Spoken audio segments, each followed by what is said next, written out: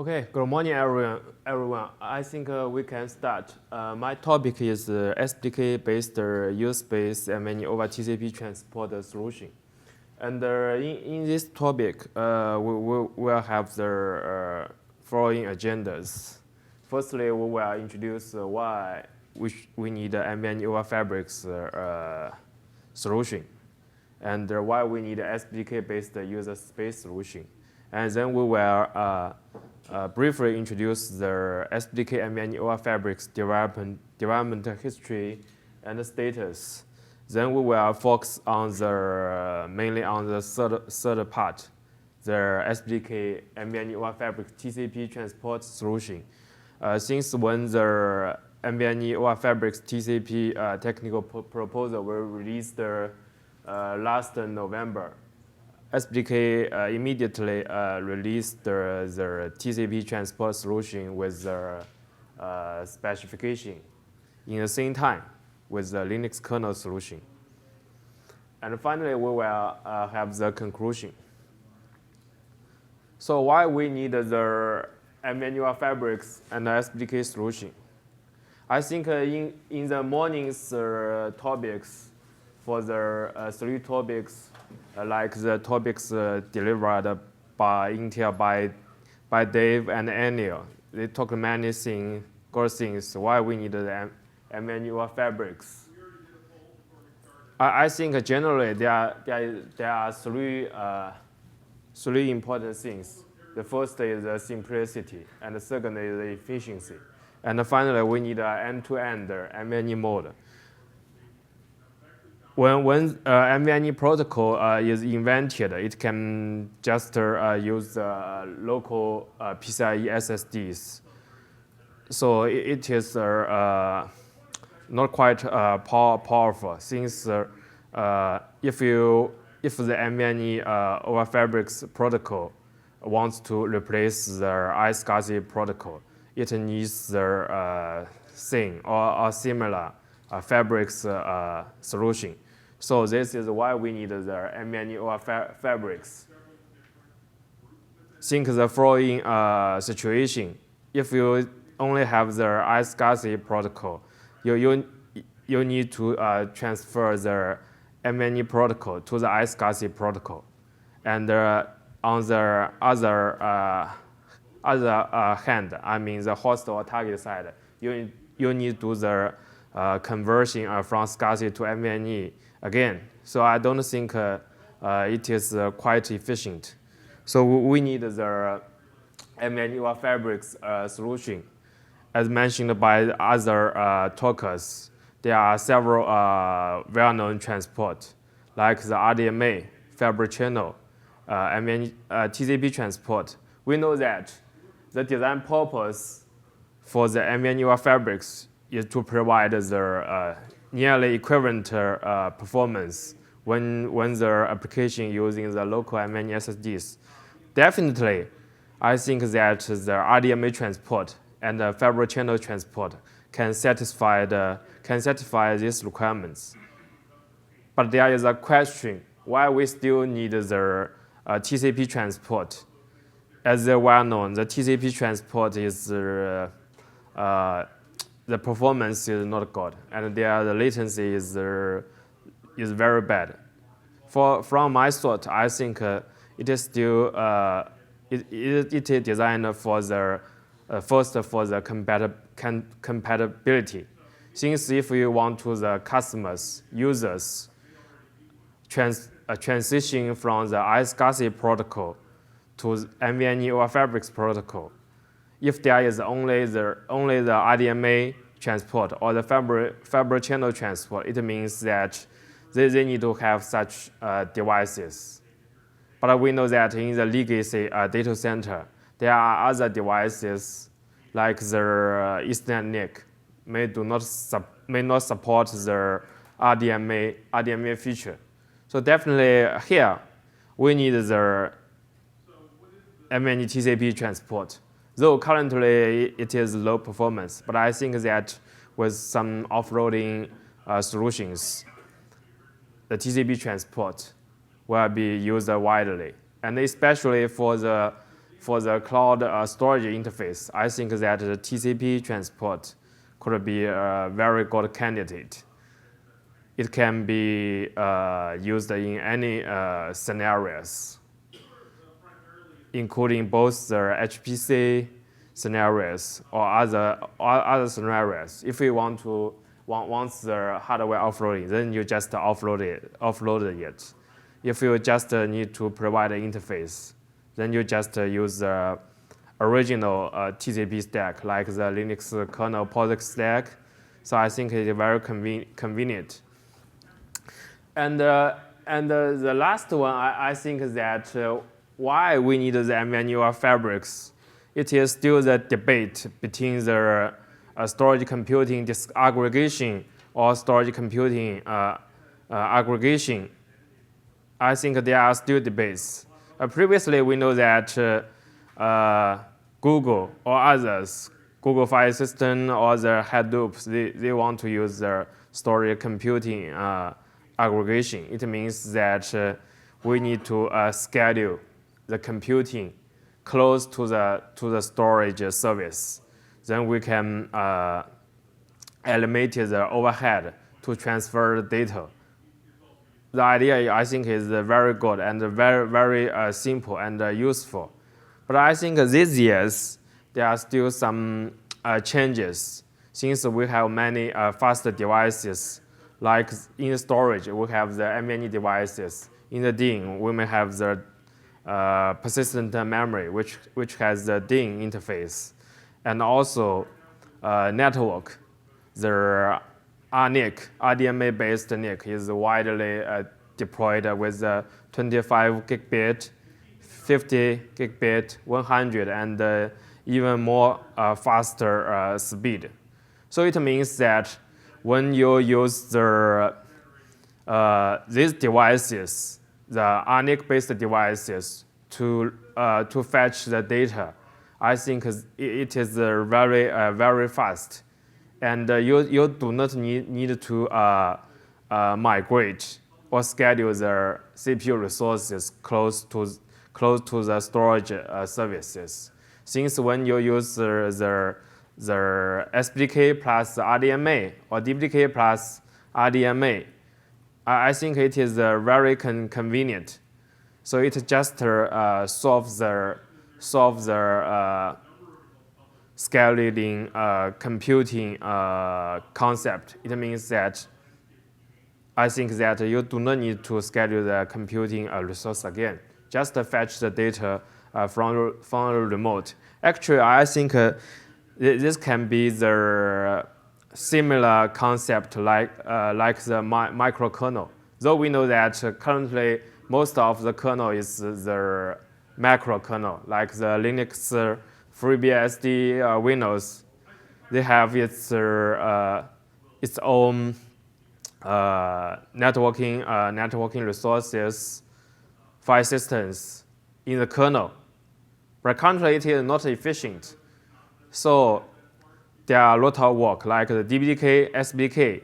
They just build the networking service or the storage service in the user space. Though those applications still running on Linux, on the macro kernel.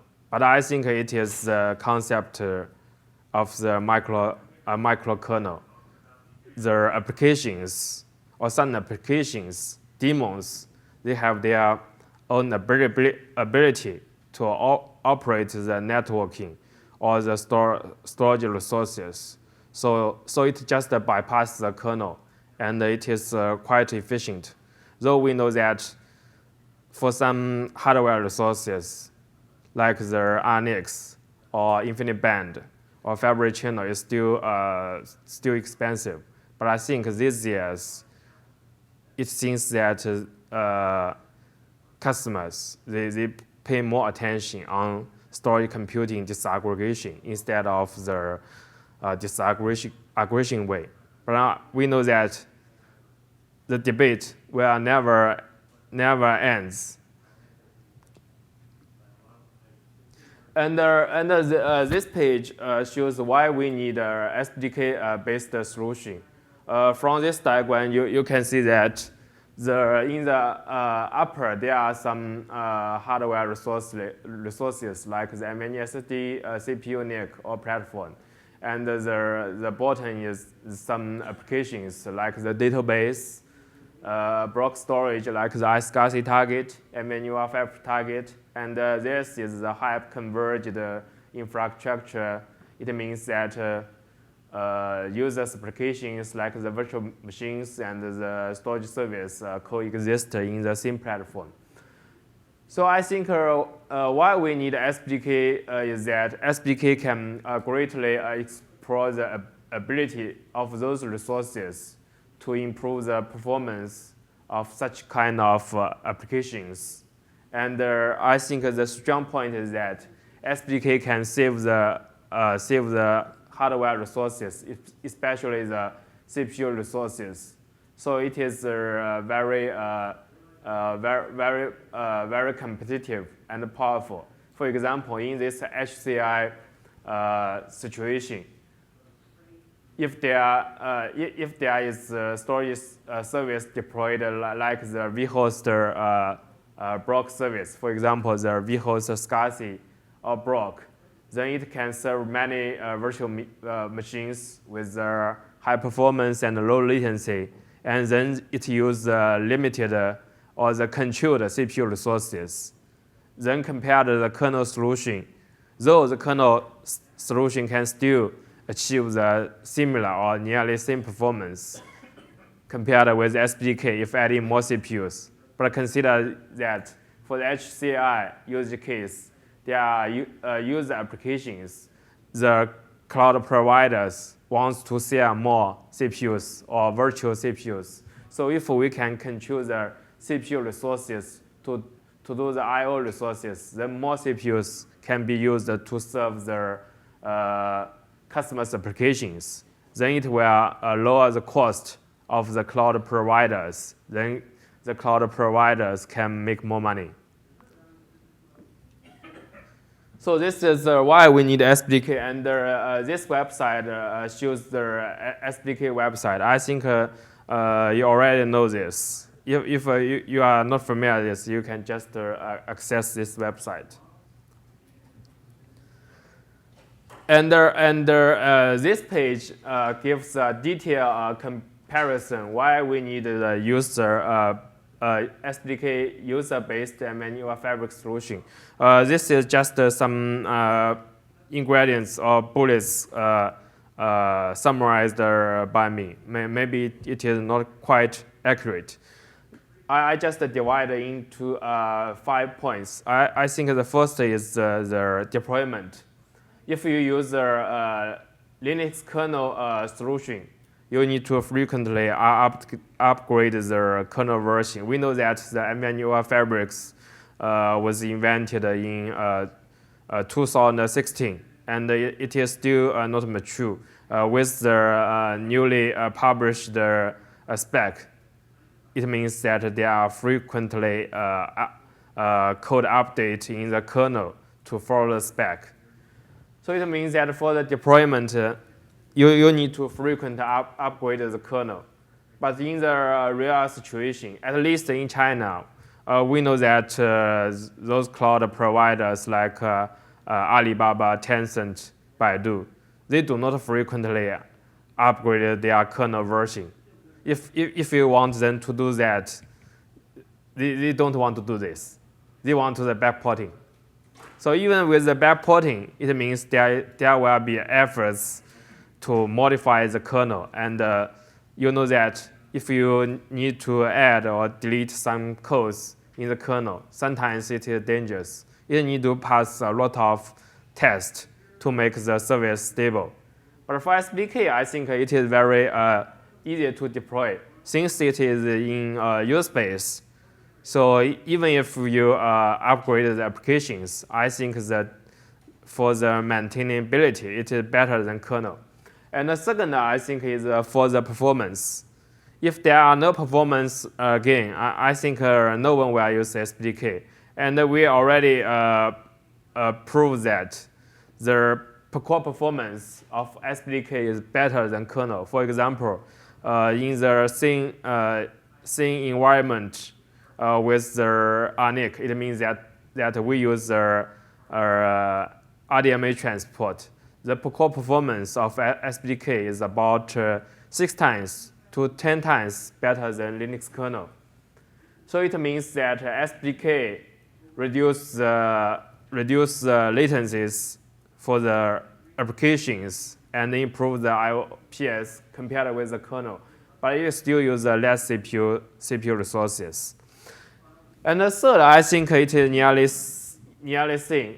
Both SPDK and the Linux kernel follows the NVMe-oF fabric spec.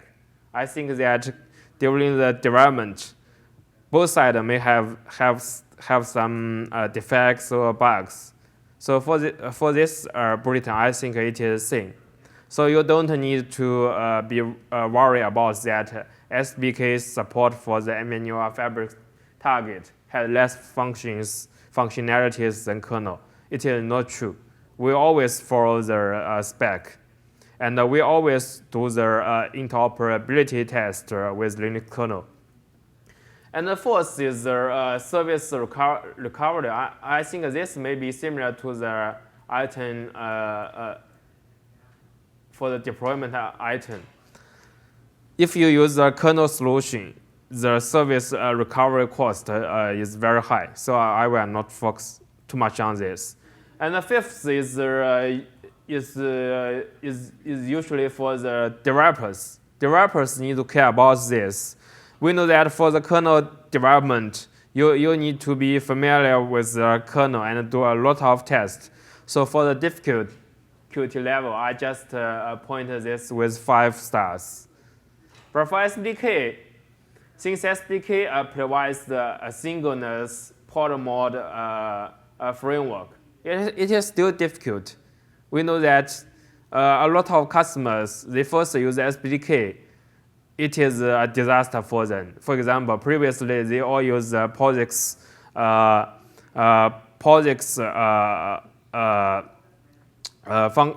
POSIX-based functions like the read-write.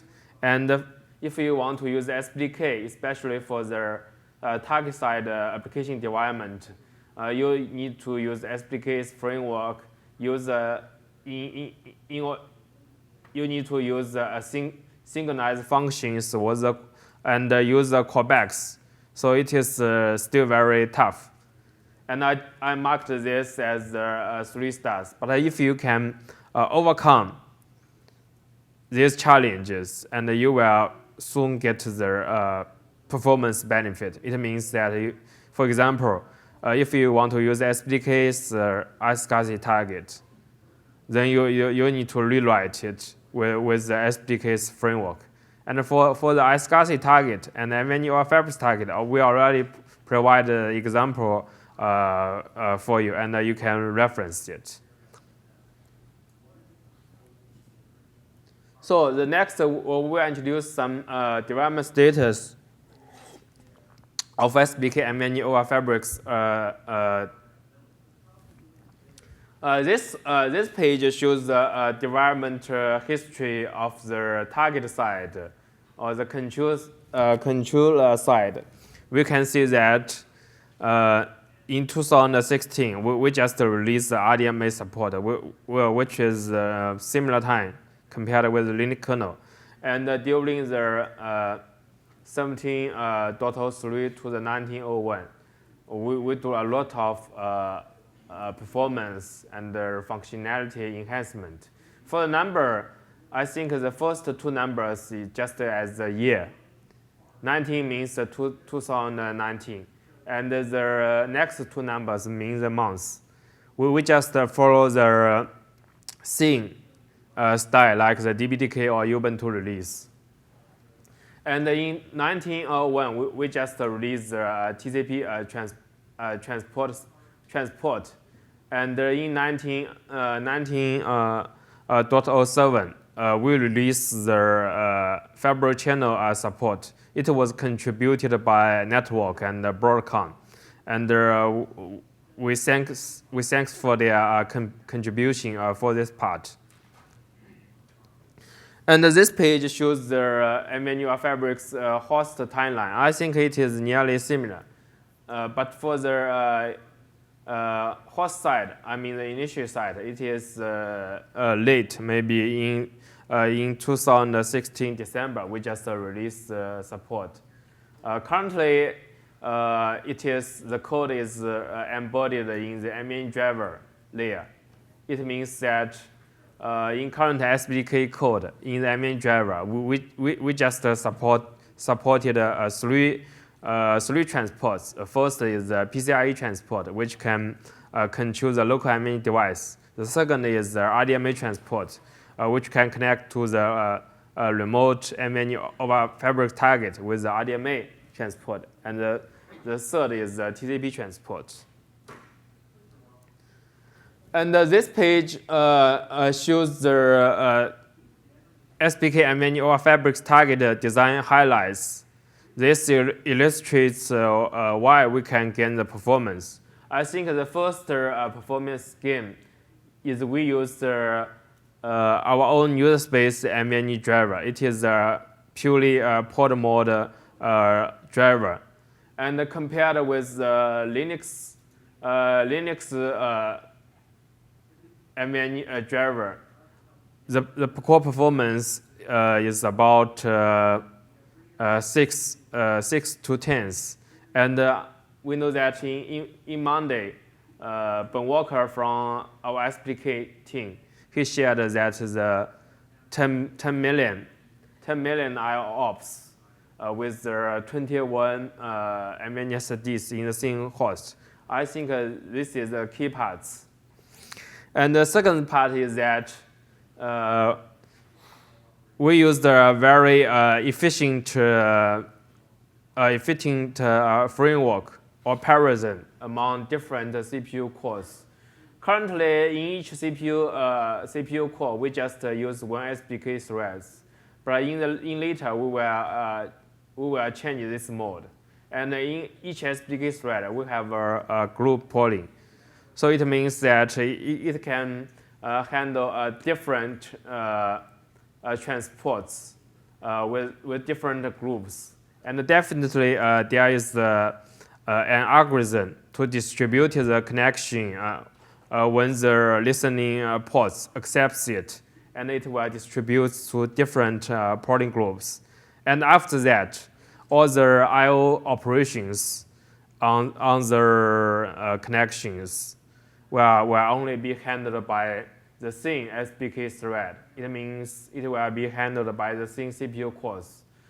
So with this version, we will have no synchronization overhead among different connections.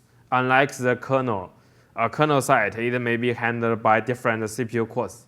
But for this, it will be always handled by one CPU. So we can easily achieve a very high performance and efficiency mode, and finally improve the performance. And the fourth is that since we have all the SPDK framework, the main focus or the key part is synchronous. So for all the NVMe command handling is in a synchronous way. So it means that there will be no locks for each NVMe command handling, unless those admin command. But it will still be handled by one thread.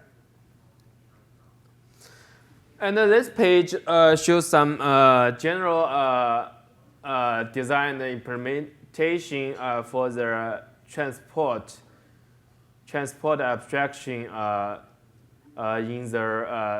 in SPDK target side. You can see that we currently support 3 transport. The fiber channel support is available after 1907 release. And if you have questions for this transport support, you can just ask a question in SPDK mailing list. I think that the NetApp and Broadcom contributors will be happy to answer those questions. And the second is the RDMA transport. It is a long time and history. lots of customers require for this feature. And for this is TCP Transport. It is released in 1901. And for the TCP Transport, I want to emphasize that we currently support two different stacks. Since in SPDK, we have the socket API encapsulation and provide abstract class. So it means that you can use different stack. For example, the default is the kernel POSIX stack. And second is the VPP stack.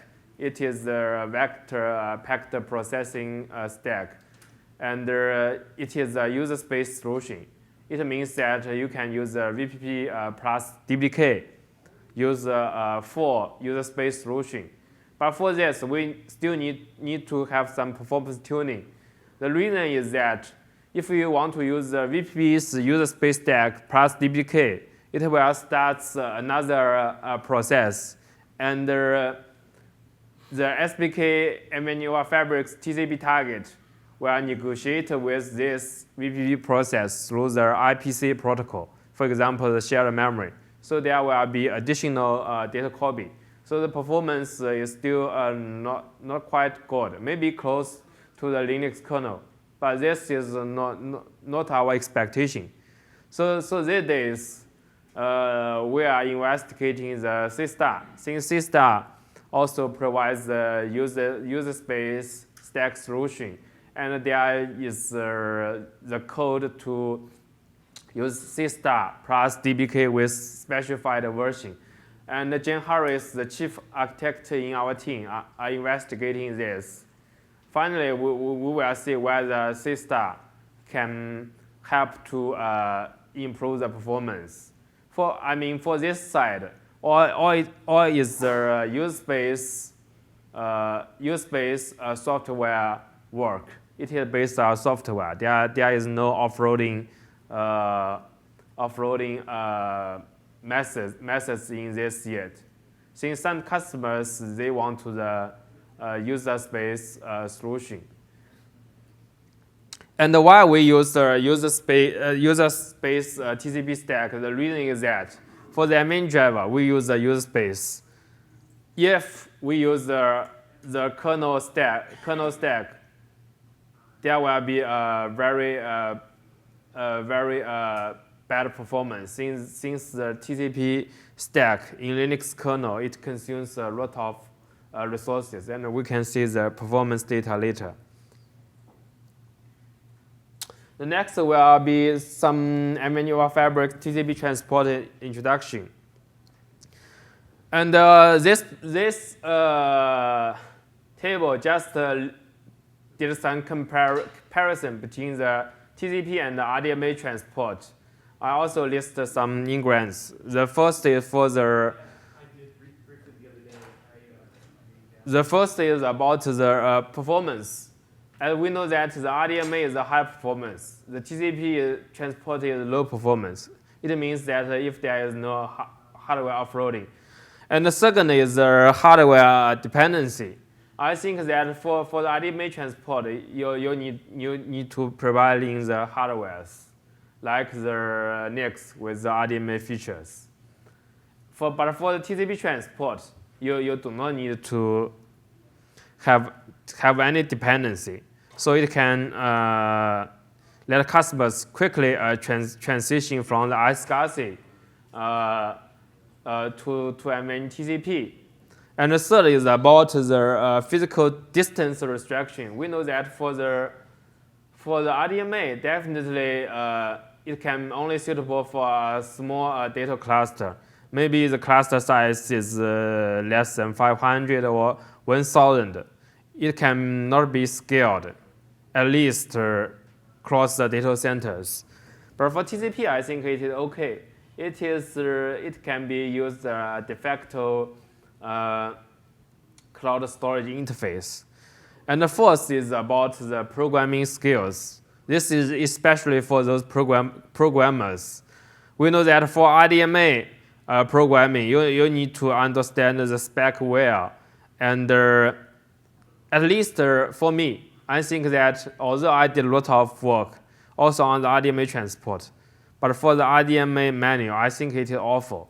Sometimes for those issues like the flash error or other errors, it is very hard for me to figure out what's really caused this issue. So I think it is a disaster. Yeah. This is why some companies in China, we know that for Baidu, they have their own APIs. Just they encapsulate API, and the users still use a TCP or other interface, and then it can be automatically transferred to the RDMA functions. This can be avoided this issue. So this is why we also need a TCP. We can avoid this programming requirements or the difficulties on RDMA. And then we can just use some hardware offloading to RDMA device, to FPGA or others. So this will be friendly to programmers. And the fifth is the usage scope. I think this is only for the high performance. But for the TCP, it can be used in any scenario. And this page also shows some details. It means that for the TCP Transport Solution, we also follow the SPDK's general design framework for the NVMe-oF fabrics target. We still have the SPDK NVMe TCP polling group. And for the connection optimization, we reserve the interface for users. It can use the default POSIX stack or use the other stack like VPP. And the users can use their own stack like the F stack and TCP or libunet or SISTA. But for the SISTA work, we are still in the progress.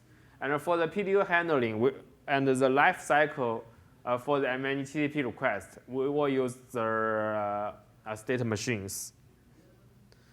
This diagram shows the PDU receiving handling for each connection. I think this, for SPDK, we just follow the spec of the NVMe TCP transport.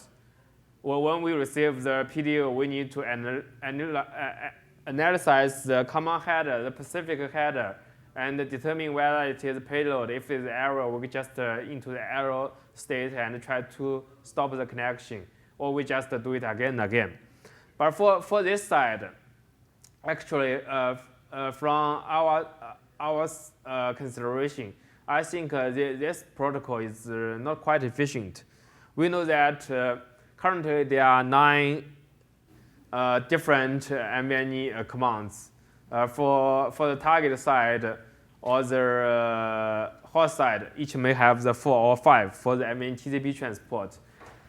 But for recognize each command, this is 8 bytes.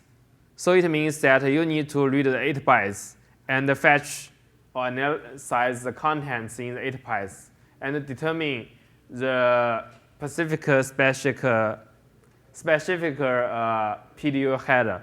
So this is not, I think it is not quite efficient. If we can combine this into one, though we may waste some bytes, but I think this will be efficient. For example, if you use the kernel stack, if you use this model, it means that you need 2 system cores. One system core to read the 8 bytes. And after the analysis, you just read another bytes. So this is the issue. And in SPDK, for the kernel stack, we did some optimization. We try to read more data from the socket. For example, we use a 4 KB buffer or 8 kilobyte buffer. Then we read more data. And we try to avoid the system core overhead.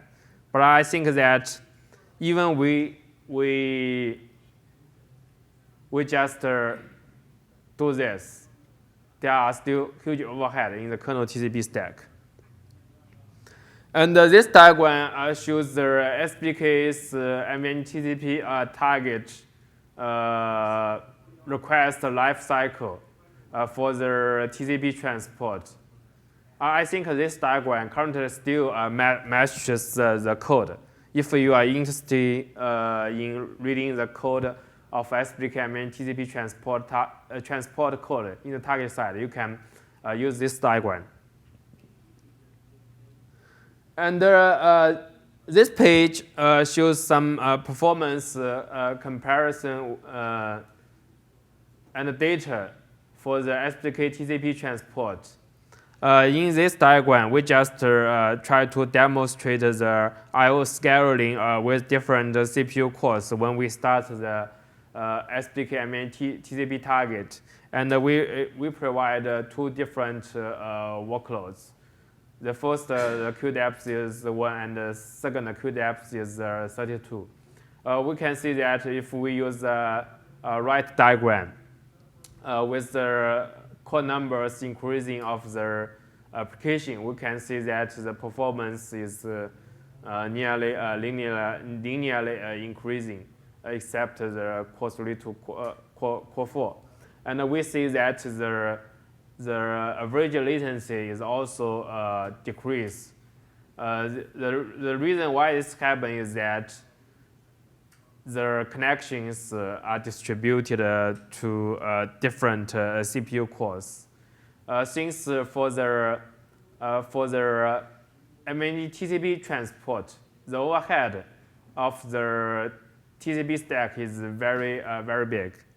It means that for each CPU core, it may only handle 2 to 4 connections if there are heavy workloads.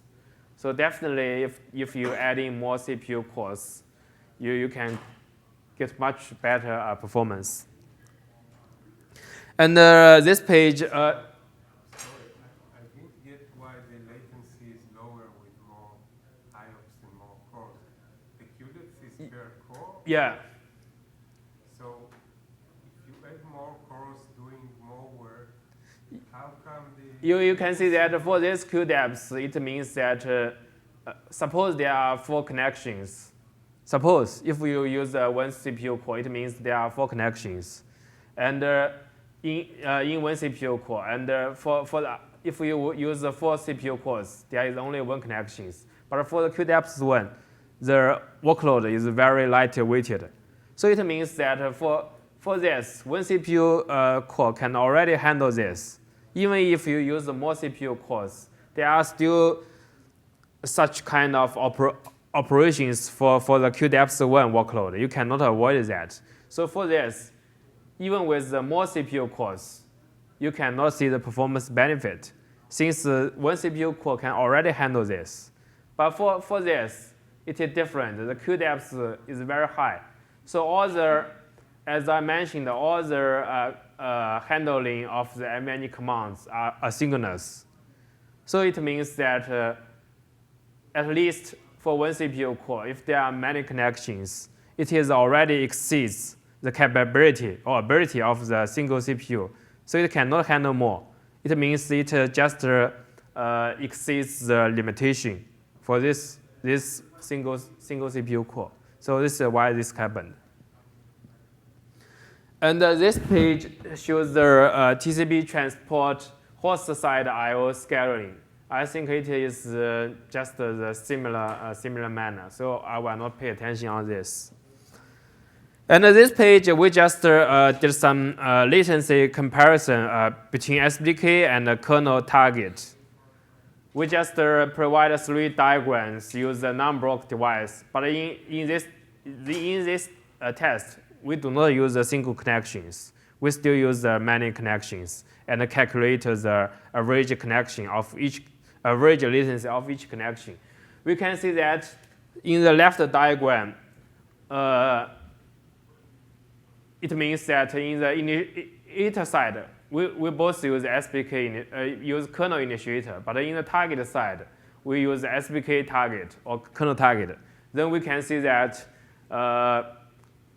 in this diagram, we can see that the performance benefit for SPDK may reduce maybe 15% latency on average.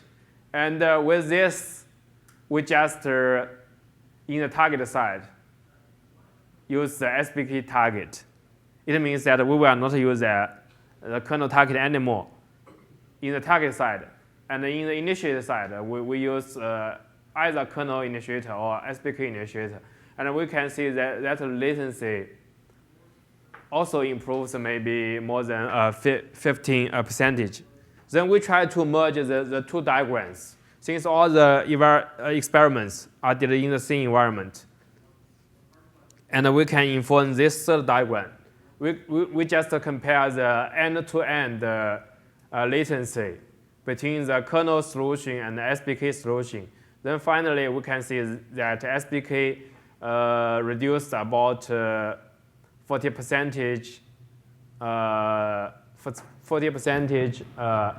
microseconds compared with the kernel solution. This is why. The reason why is that for SPDK, we use the US-based NVMe driver and the I/O stack in both the initiator and the kernel target side. It is lightweighted. And this page shows the core performance comparison between SPDK and the kernel target with in the same environment. We see that the SPDK is about maybe 2.4 times better than Linux kernel on average. But this number is worse than the RDMA transport. We know in the RDMA transport is about 6 times better. And for the local, if we use the local NVMe SSDs, SPDK NVMe driver is about 6 times to 10 times. And for the TCP transport, we just get 2.4. The reason is that most of the overhead is in the Linux kernel. You know that if you use the POSIX TCP stack, it means that for the NVMe I/O coming from the network, it will be directly sent from the network driver to the kernel, and there will be no context switch between the kernel and the user-based solution. Since the NVMe kernel target, there is no user space. But for SPDK, it means that the applications fetch the data from the user space, from the kernel network. Then we just switch to the user space to handle this. So this is quite not efficient.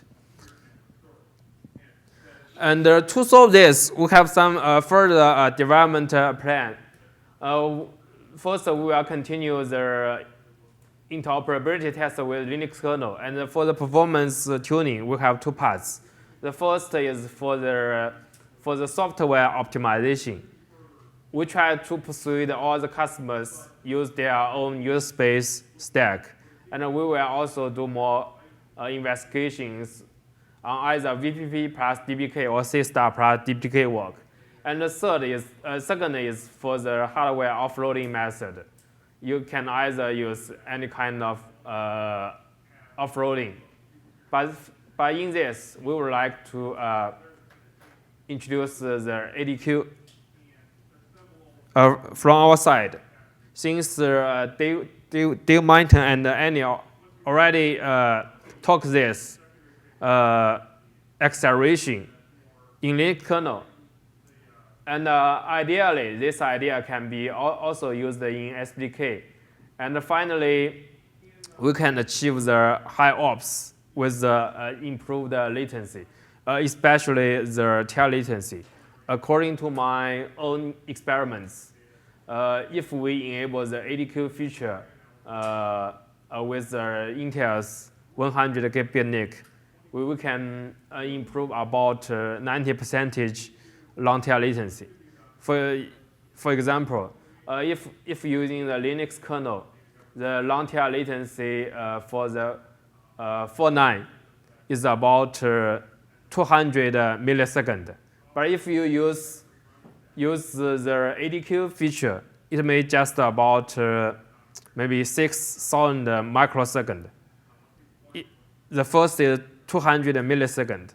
And if you use ADQ, it is about 6,000 microsecond. It means just 6 milliseconds. So it is a great improvement.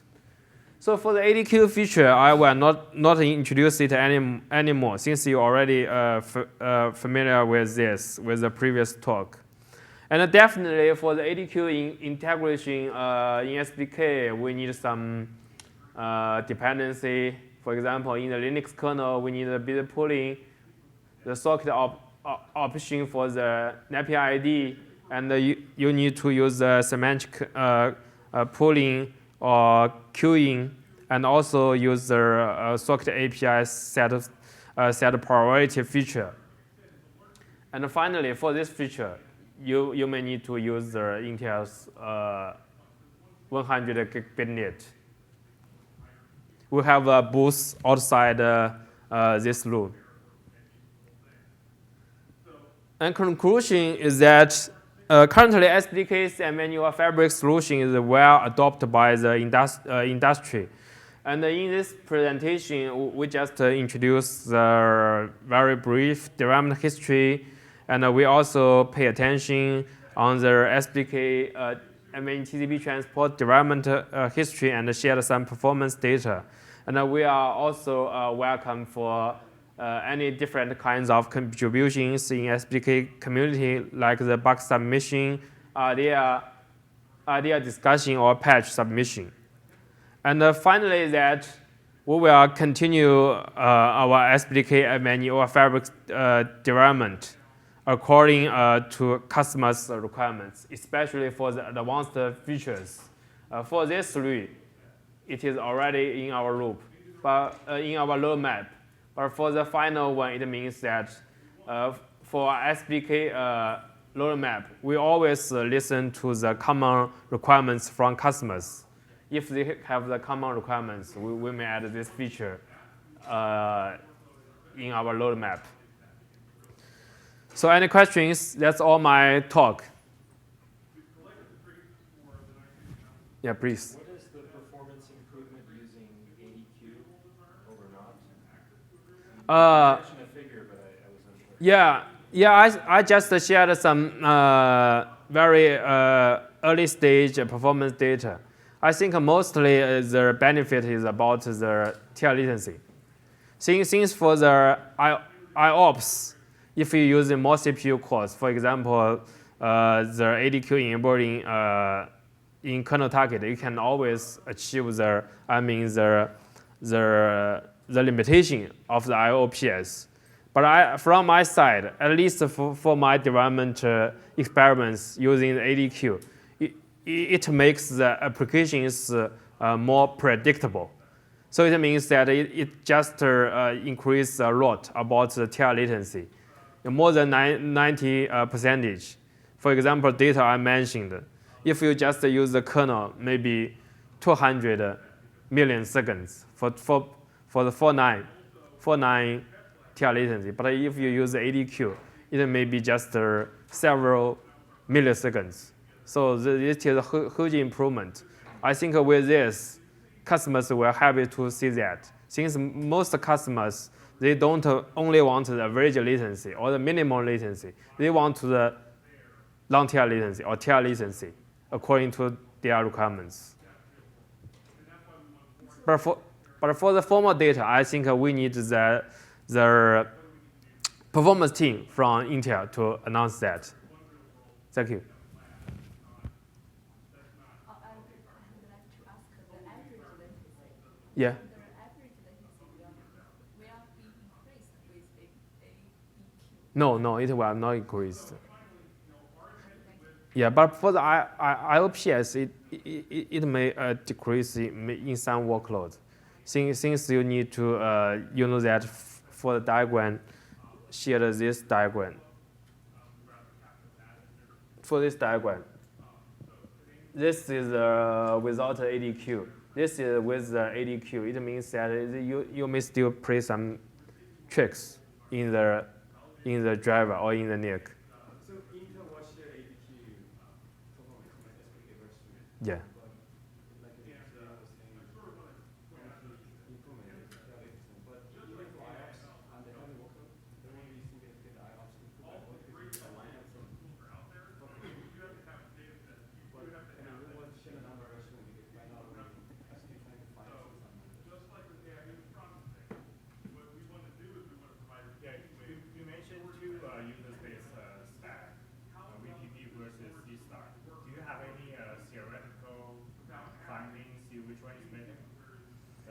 Currently not.